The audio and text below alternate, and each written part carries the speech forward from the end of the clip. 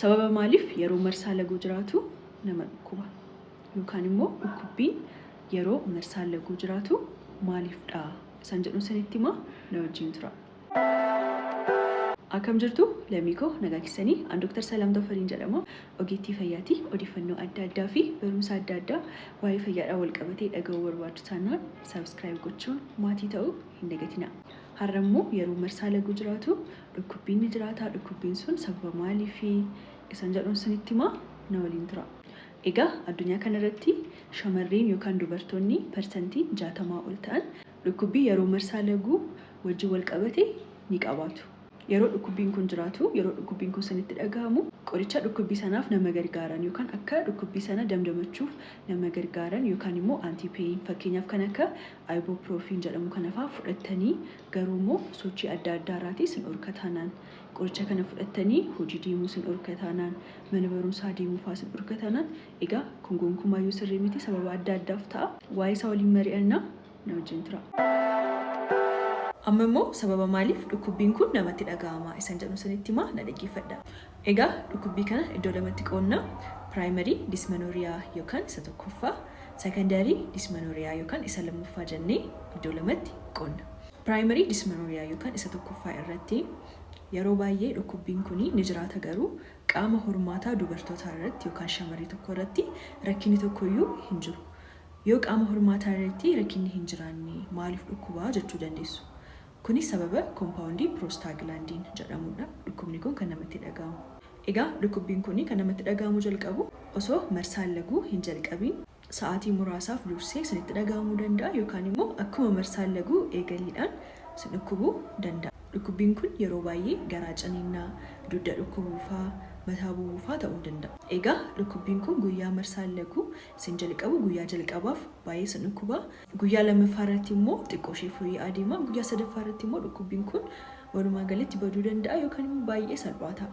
Amalli dhukkubbii primary dysmenorrhea yookaan isa tokkoffaa kan jennu kana fakkaata. Risk factor yookaan namoonni dhibee kana qabaatan warra akkamiidha? Shamarree dhala hin godhanne yookaan hin deenye fa'aatti ta'uu danda'a.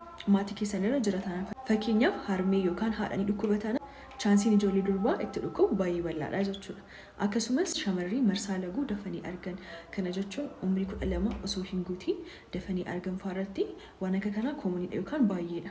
Kanis hin baruu qabdanii primary dysmenorrhea yookaan isa tokkoffaa kan jennu irratti dhukkubbiin kun kan jiraatu akkuma marsaa laguu arguu jalqabdanidha. Fakkeenyaaf shamarreen tokko waggaa 13tti marsaa laguu arguu jalqabdeetti taanaan amma guddattutti amma deessutti baay'ee dhukkubuu danda'a. Akkuma marsaa laguu arguu eegalteedhaan dhukkubbiin kun kan jiraatu. Garuu secondary dysmenorrhea yookaan isa lammaffaa irratti garuu marsaan laguu yeroo arguu jalqabanitti dhibeen hin jiraatu. Yeroo baay'ee dhibeen kun kan jalqabu erga guddataniiti. Fakkeenyaaf waggaa 20 yookaan 30 ta'uu danda'a. Kaasee dhukkubuu jalqaba yeroo marsaan laguu isaanii eegalu irratti dhukkubbii hin qaban xiqqoo turanii dhukkubbiin kun itti dhagahamuu danda'a. Egaa secondary dysmenorrhea yookaan isa lammaffaa kan jennu irratti garaan ciniinnaan jira, dugdi dhukkubbiin jira garuu mallattoowwan akka dabalataa garaan afuufamuu yookaan waan akka bokokuu jiraachuu danda'a. Marsaan laguu yeroo isaa eegee hin dhufu waan akka kanaa jiraachuu danda'a. Mallattoo akkasii qabaachuu danda'u. Egaa secondary dysmenorrhea yookaan isa lammaffaa kan jennu irratti rakkinni qaama hormaata dubartootaa irratti ni jiraata. Dhibeewwan adda addaa ni jiru. Fakkeenyaaf dhibeewwan akka endometriosis, adenomyosis, PID jechuun infekshinii gadameessaa, infekshinii ovaarii, infekshinii ujummoo ovaarii fa'aadha. Akkasumas dhibeewwan walqunnamtii saalaan daddarban STI kan jennu fa'aa jiraachuu danda'a. Dhibee maayomaa jedhamu jiraachuu danda'a. Maayomaa jechuun xannachi gadameessa keessatti yeroo uumamu jechuudha. Dhibeen kun jiraachuu danda'a. Dhibee ovarian cyst jedhamu jiraachuu danda'a.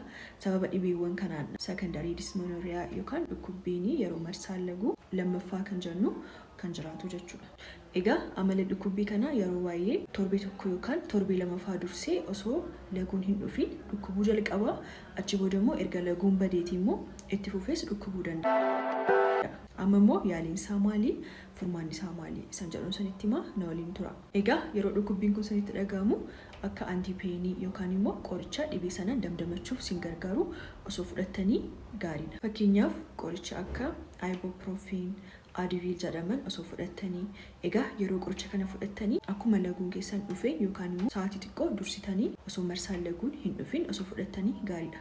qoricha kan yeroo fudhatan guyyaatti si'a 3 osoo fudhatanii filatamaadha. Kan biraan immoo yeroo akkasii heat pack fayyadamuu dandeessu. Heat pack jechuun bishaan ho'aa haayilaandittis ta'uu danda'a waanuma isiniif mijaa'etti gootanii garaa keessan irra qabuu dandeessu yookaan immoo fooxaa bishaan ho'aa keessa gochuudhaan garaa keessan irra qabuu dandeessu. Karaa kanaan fayyadamuu dandeessu. Inni kaan immoo hormonal contraceptive qoricha hormonal contraceptive jedhama.